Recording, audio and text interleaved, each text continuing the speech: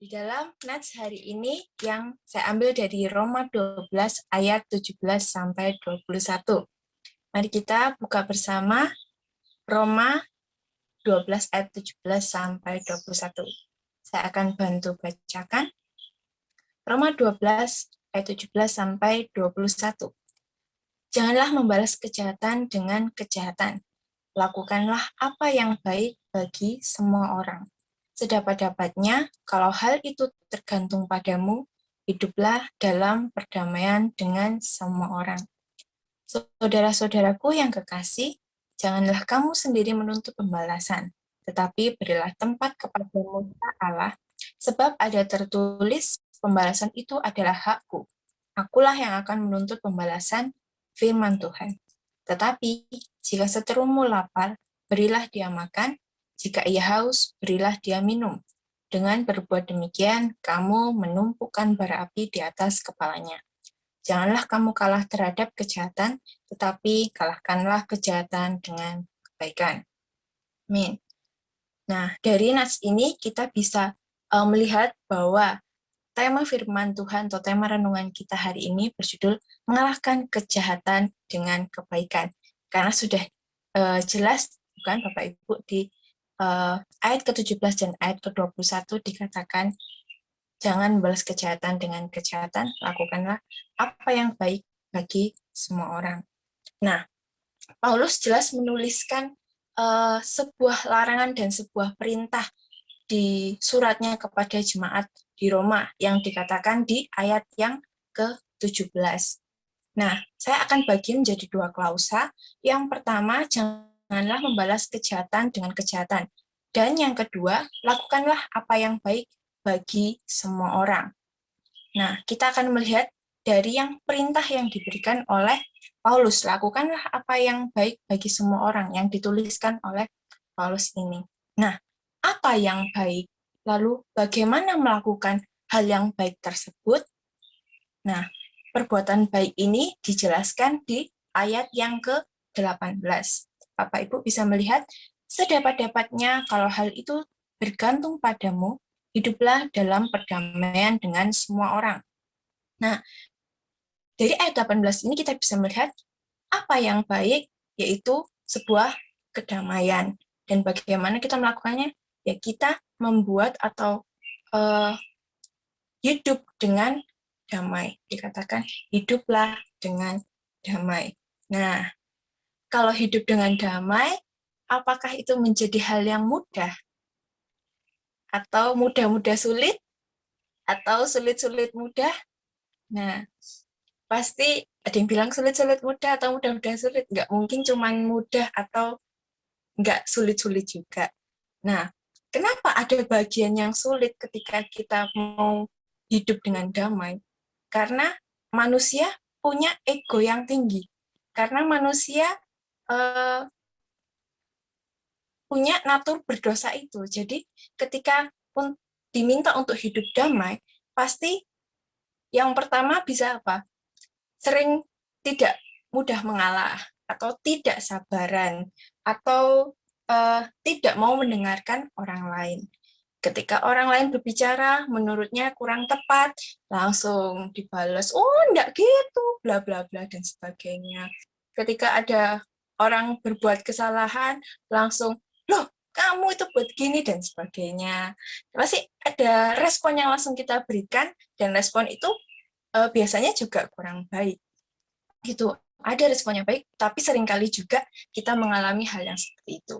Merasa kita harus, ini langsung harus dibalaskan. Seperti itu. Jadi, karena hal itu membuat kita seringkali sulit menemukan kata damai di antara saudara-saudara atau teman-teman kita.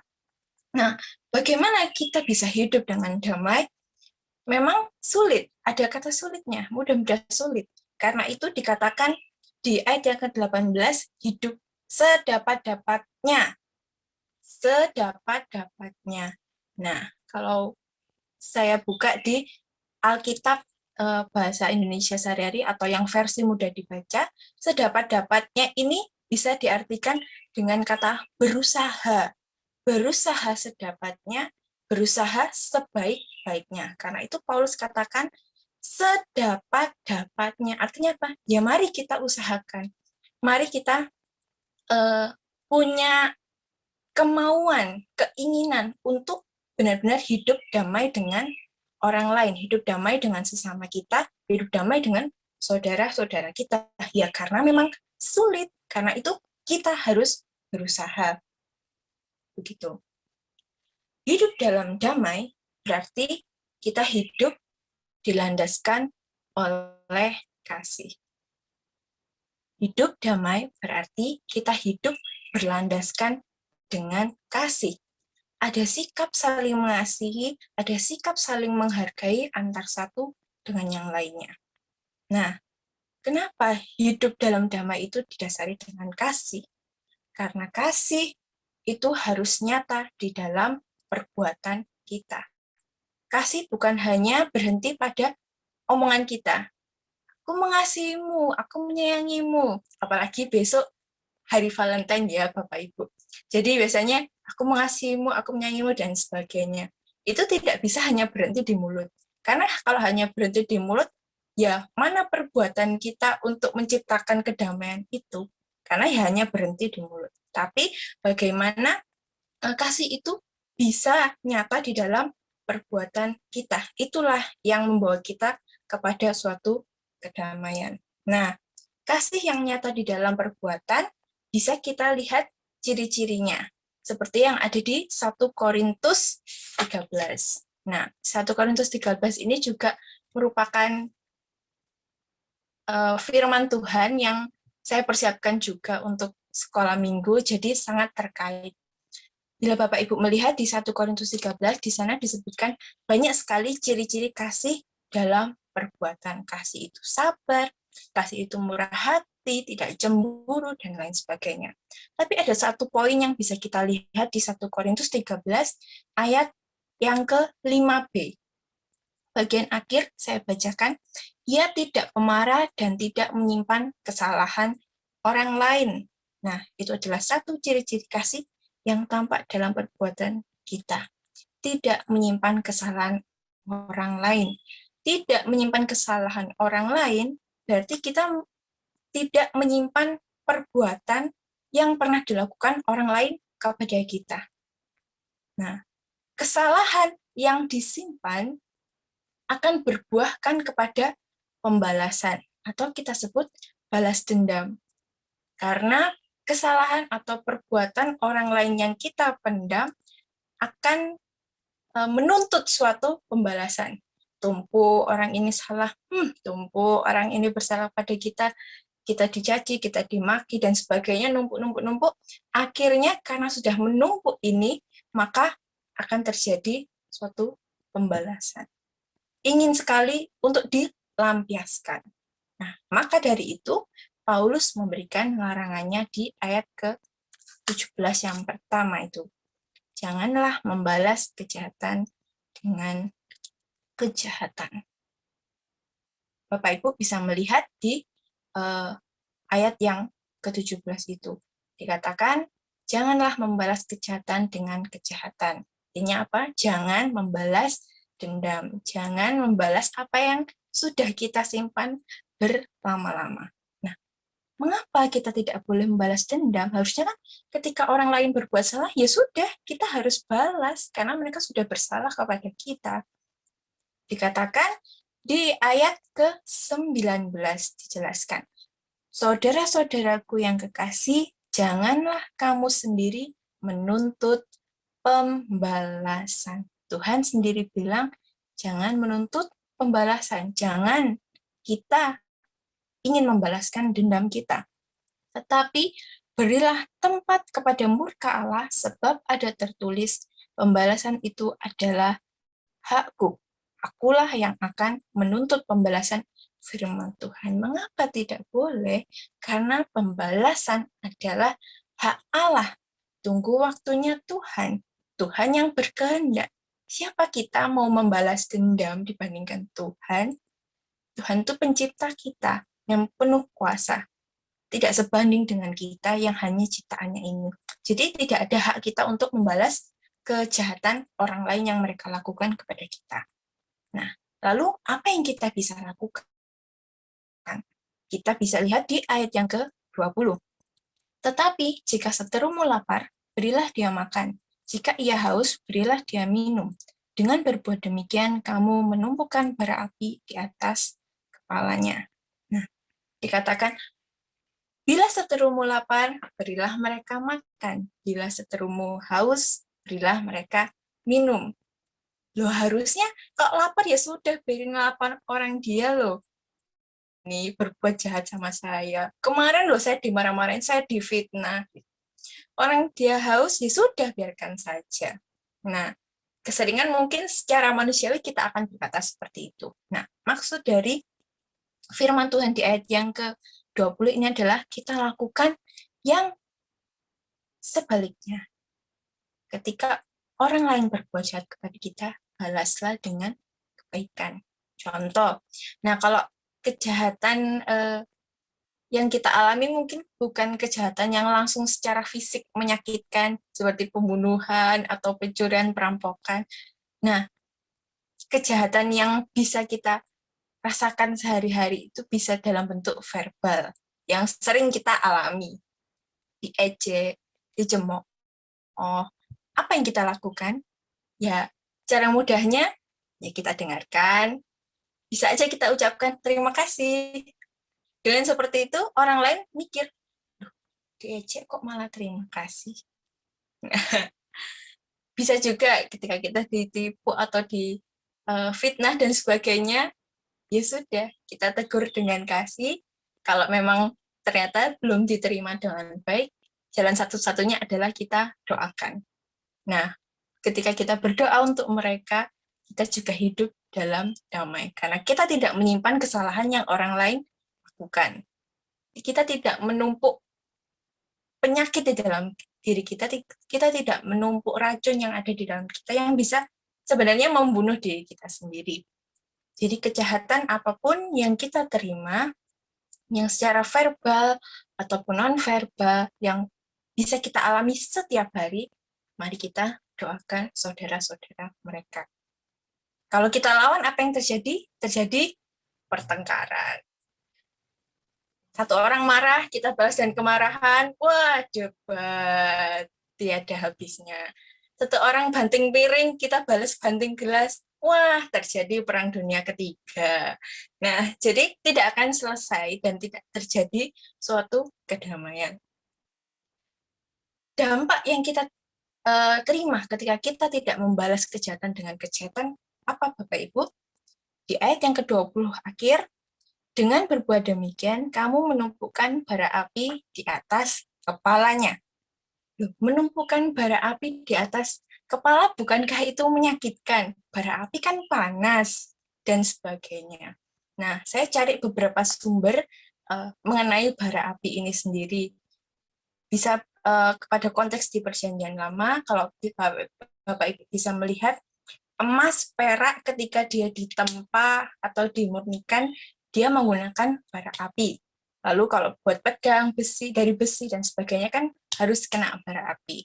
Bisa jadi, bara api yang dimaksud ini adalah untuk memurnikan, atau kita bisa memaknainya sebagai menyadarkan orang lain. Menumpukan bara api berarti membuat orang lain itu sadar apa yang mereka perbuat tanpa kita membalas perbuatan mereka.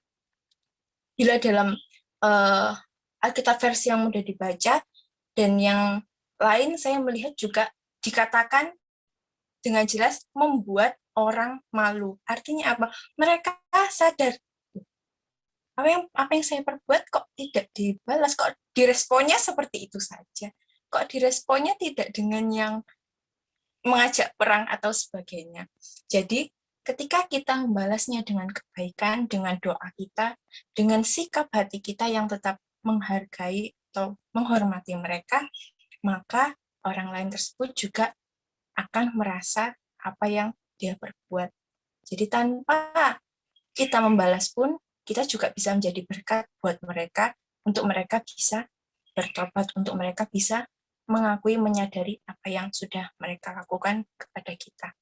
Dan dari situ terjalinlah kehidupan yang damai, relasi kita yang semakin baik, tanpa kita menyimpan rasa penyakit atau racun yang ada di dalam diri kita sendiri. Karena itu pun ketika kita membalas atau menyimpan kesalahan orang lain, sama saja meracuni diri kita sendiri. Tidak jadi berkat juga buat diri kita.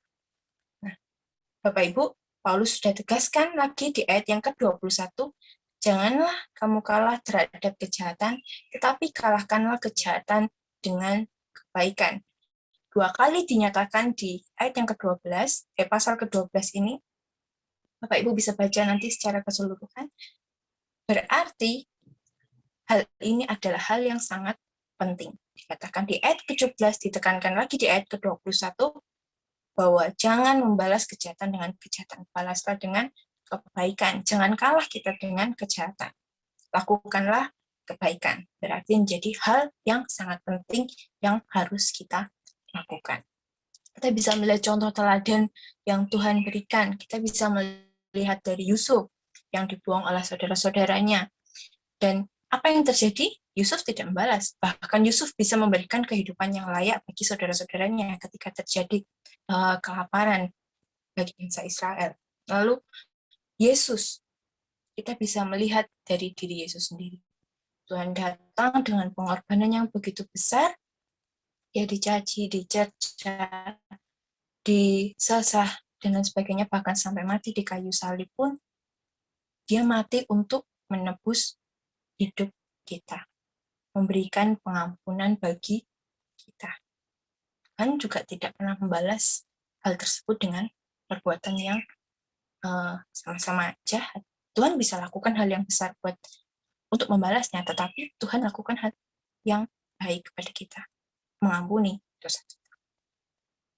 Jadi Bapak Ibu, mari kita ikuti perintah Tuhan untuk mengasihi musuh kita, mengasihi saudara kita, yang baik maupun yang buruk kita tetap kasihi mereka. Kita balas kejahatan atau perbuatan buruk mereka dengan kebaikan kita. Sebagai apa? Wujud kasih kita kepada mereka. Karena Tuhan sudah mengasihi kita, maka kita yang mengasihi mereka. Berdasarkan kasih yang Tuhan sudah berikan bagi kita. Dari kertas yang penuh coretan ini, marilah kita tidak menggunakan pensil atau kejahatan yang sama untuk kita menambah kejahatan tersebut. Tetapi gunakanlah kebaikan kecil, tapi kita bisa mengurangi kejahatan yang ada. Ketika ada kejahatan baru, kita balas dengan kebaikan, dan lama-lama kertas yang putih ini akan bersih, karena kita membalas kejahatan dengan kebaikan kita. Kiranya firman Tuhan hari ini boleh menjadi berkat bagi kita. Tuhan Yesus memberkati. Mari kita bersama-sama berdoa. Bapa dalam surga, kami bersyukur, kami berterima kasih karena Tuhan sudah mengajarkan kasih kepada kami. Karena Tuhan sudah menunjukkan perintah-Mu Tuhan untuk mengasihi orang lain, bahkan musuh kami atau orang-orang lain, saudara-saudara kami, teman-teman kami yang mungkin berbuat buruk kepada kami. Tuhan yang tolong agar kami selalu berhikmat, bisa memberikan respon yang baik, respon yang tepat, sehingga kami juga boleh menjadi berkat buat mereka, dan kami bisa bersama-sama hidup di dalam kedamaian, di dalam kasih Tuhan. Terima kasih Tuhan, kami mau serahkan kehidupan kami selanjutnya ke dalam tangan kuasa-Mu, biarlah Tuhan terus pimpin dan sertai kami untuk menjadi anak-anak Tuhan yang bisa menjadi teladan bagi sesama. Terima kasih Tuhan, hanya di dalam nama Yesus kami berdoa dan bersyukur, haleluya, amin.